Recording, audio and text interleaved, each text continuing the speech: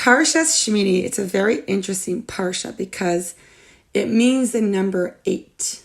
So it really should belong at the end of the Torah portion because it's this number 8. You have the 7 days of the Mishkan building, and it's just this beautiful Mishkan. And then all of a sudden, everyone's going to have their inauguration day, all the Kohanim. It's so special.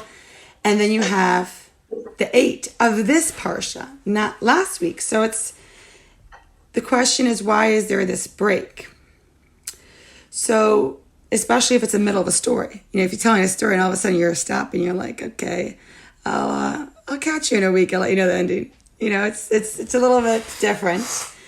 But there's a reason of why it's that way. There's something in Hasidic philosophy, in Kabbalah, which talks a lot about the idea of 8, of being beyond the 7.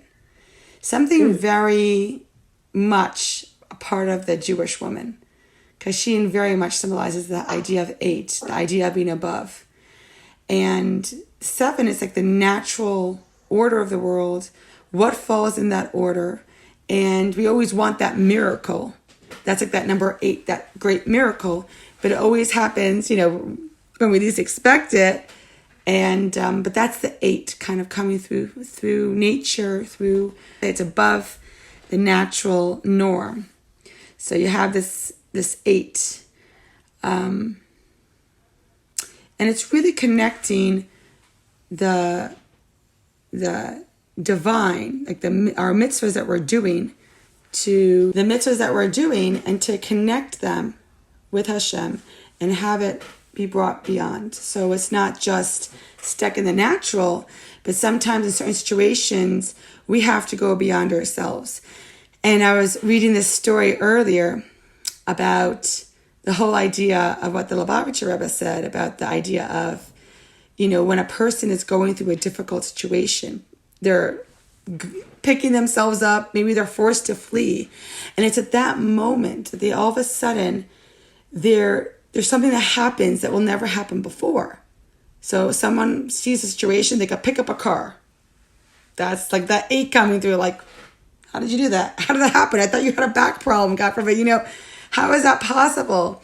And so a lot of people, when he was talking with a lot of people, that when they went through the war back then, and they would do incredible things that one wouldn't think would be possible.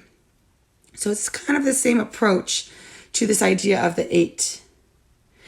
And so that's the beginning of this Torah portion, that there's going to be this 8 factor, this special above nature. And then it goes on very quickly to talk about Moshe telling Aaron to approach the altar. And we're just thinking, okay, he's, you know, his brother. They have this close connection. It makes sense. Don't be shy. Just, you know, go to the altar. But then I thought to myself, wait a minute. We understand what's really going on. Aaron and Moshe kind of met each other so many years later. It's not the normal situation. Moshe was raised as a prince in Pharaoh's palace. He was this prince. He was raised as Basia's son, and he didn't see Aaron. Then he had to run for his life. He marries, he meets Yisro, marries Zipporah, and then eventually is told, go down to Egypt. And then that makes sense, that it would seem that they would not be as close. But then we realize, wait a minute, they are close. And we see that they are close with how he knows his brother. He sees, he's shy. To know that on someone, you have to know the person. Because Aaron's not going to come off being all like shy and, it's something you know. You know that on your husband, you know that on your parents, you know that on close friends. They're shy. And to understand their mechanism, how they cope. So he understood how he copes. He's like, some people you can't say anything to. If he's shy and he has to go and talk to God right now and have to go and bring this offering, sometimes you just have to let that person be. But Moshe understood his brother enough that he was able to say, okay, come on, you got this. So I thought that was pretty incredible, given the fact that they were not raised together, given the fact that they barely know each other, and they're old men. And yet there is this incredible close connection that they have, that they know each other so well. So I thought that was pretty incredible. Aaron was embarrassed, of course, to go up, and Moshe, reminds him why he was chosen, understood what to convince him to go. And he does this without feeling any sense of jealousy. Moshe had every right to be jealous. This was supposed to be his job. And he's actually seen it come to fruition that it will not be his job. It will be his brother's in charge of the priesthood. And for 7 days in the last week's Parsha, Moshe was practicing to show everyone how it's done. And now he has to take off those garments that he felt and tasted, you could say, for like a week. And here you go. But not just go. It was like, come on, you got this. I'm going to prep you for it. We can do this. And that's, I feel like a special type of a person can do that. I mean, it takes a really special person. It's really kind of going beyond it again. And I feel like that also is bringing that concept in. It's something that is not normal for a regular person to be able to, it takes a lot, and he was able to do that. So it really brings out why Moshe was not the one who was supposed to be the Kohen Gadol, the high priest. It's because the way that Aaron has the ability to bring out a couple's love for each other and a couple's love for God. And so he was always this peacemaker, always the one who would roll up his sleeves and show them how to do, their service to connect them closer to God. And this really is Aaron. Moshe is like, this guy with the veil already, he's always defending them. But in some way, he's more like the father. He's bringing everything down. Here's somehow put it all together. But Aaron has this gentleness to him.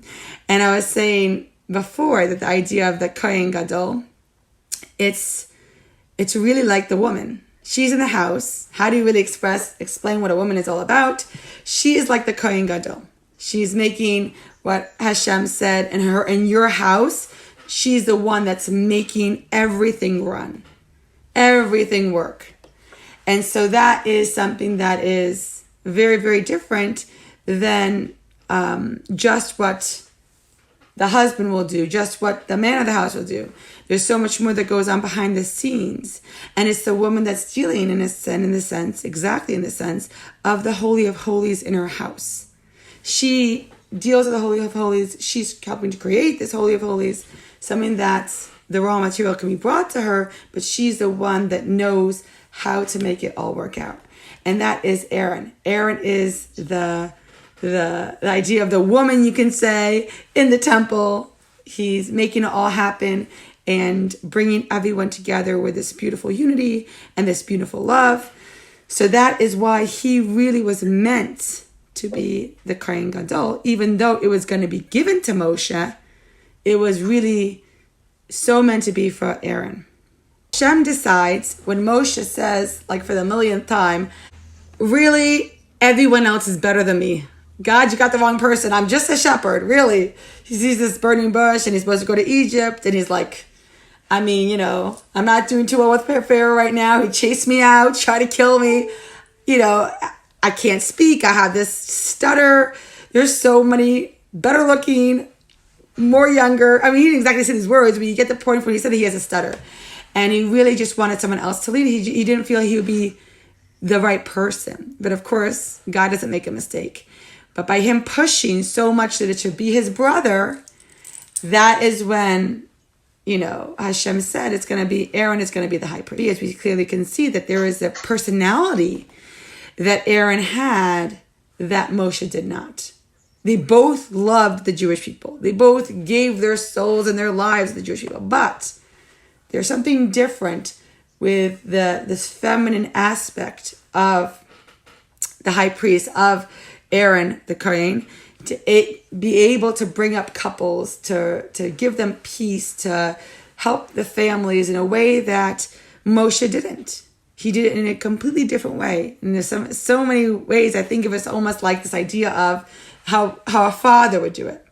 How a father would give his love to his children, and the mother would come in and she kind of really knows how the details really work. And so that is really very, very much how Aaron was. So the first rabbi is Moshe, first Rebbe. So it's really incredible. But there is, this concept of what the high priest is not a Rebbe. There's something very special about it. The idea he's able to bless everyone. There's a kindness to the priest that does not really go with anyone else. So it's very special.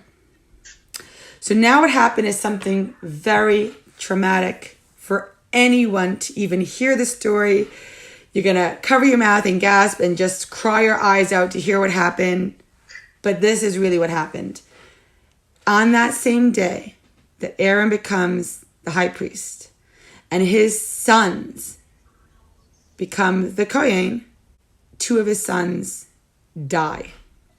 And it's a very sad story. He was, Moshe's children were very special, holy people, but they did not become anyone extraordinary. They were just special, holy people for their generation.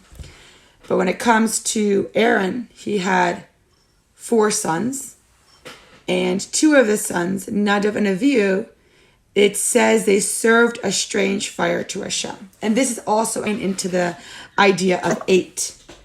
They wanted to be close to Hashem in a way that was not natural. They wanted to be, they were infatuated with Hashem. They were just, I want godliness, where can I get it? And it was in a way because of that. The only way I can think about it is Aaron, their father, Moshe, their uncle. Everyone around them was infatuated with God, saw the greatness, and here these 2 boys were that says, we don't want to get married, we don't want to have families, we just want to spend every waking minute with you, God.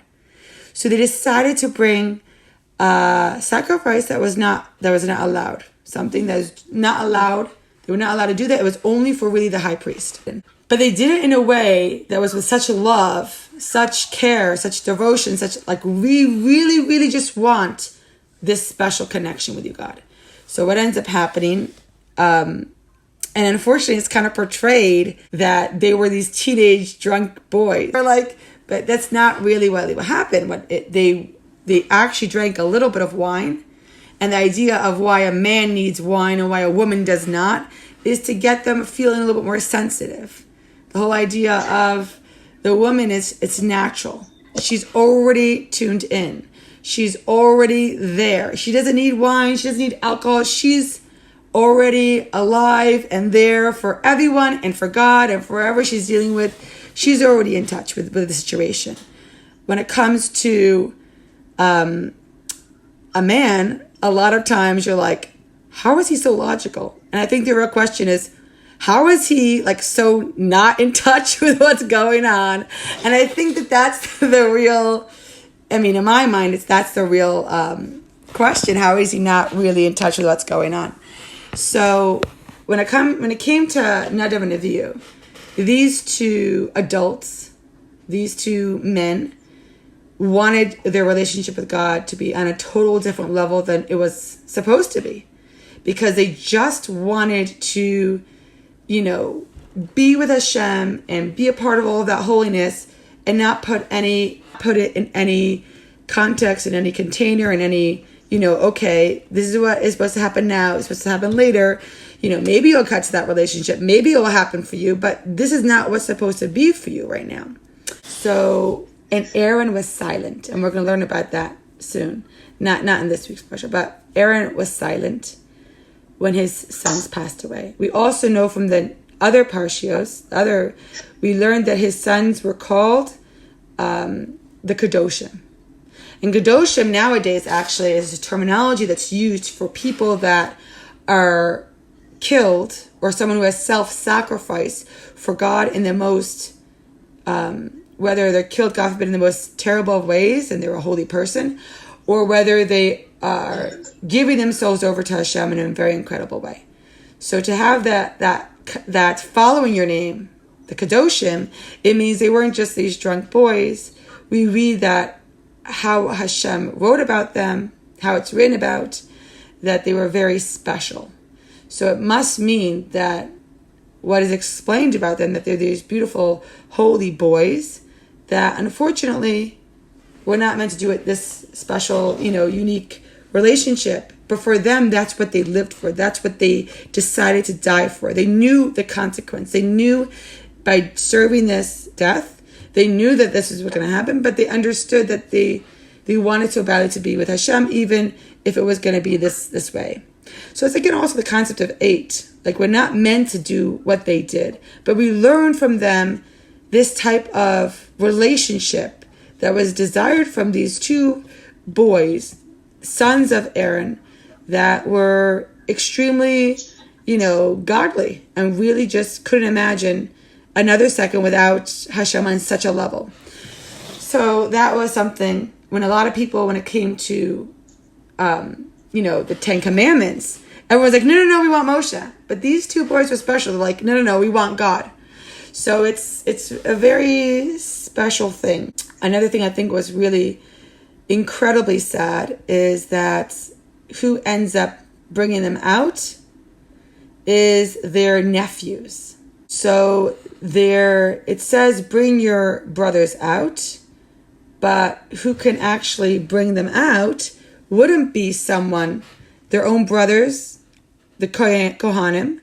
They couldn't bring out their brothers' bodies because that was their inauguration day. That was a day they were considered like a Kohen Gadol. So they couldn't bring out their brothers. So it wasn't like God is just saying, someone else get them. But in the most sensitive of ways, like it has to be someone family. When someone passes away and is a special person, there has to be this love, there has to be this care. And to who goes in? Not their father, not their brothers. It was the nephews. They were Levium. They were Levi. And they came in and they took them out. And so everything was done in a very, gentle way. They say that these two boys had the kiss of God, which only Moses and Aaron received. So we don't even understand what that meant, but we understood it when it talks about them passing away. When Moshe and Aaron passed away, they also had this kiss of God where they just closed their eyes and their mouth and they passed away. So these two boys had this, and it was, I think you could say, it's a very sad, challenging time for Aaron, but we also see in his reaction to everything that he was just this, he knew when to not say anything. There was this character that he had, this kindness, this love, this beauty in which he possessed, that he was able to come off to people. And even though he just lost 2 of his children, he still did everything that he was supposed to do. So I just thought that was like incredibly powerful chapter. I mean, it also goes into talking about different things of kosher, but I feel like this part of the chapter was just a really good part to focus on. This whole idea of 8 and what we're supposed to do, but also to remember what these boys did in a way of their infatuation with God. That they were not afraid to look at Hashem in the face and to want to be near him when other people were afraid. They weren't. They were just, of course, everything has to be controlled in a normal way. And that's the whole idea of 7. But the 8th factor, this 8, it's this whole idea of beyond. And so, yes, that's not what we should be doing. We're not meant to, God forbid, kill ourselves like what they were doing, in the sense, knowing they're doing this strange fire. But at the same time, there is something to be learned from them and how they absolutely loved Hashem and how Aaron dealt with the situation with this, how did Moshe deal with it? How, all this relationship, which is not even the norm, to be able to read each other. So just thought it was a really beautiful chapter.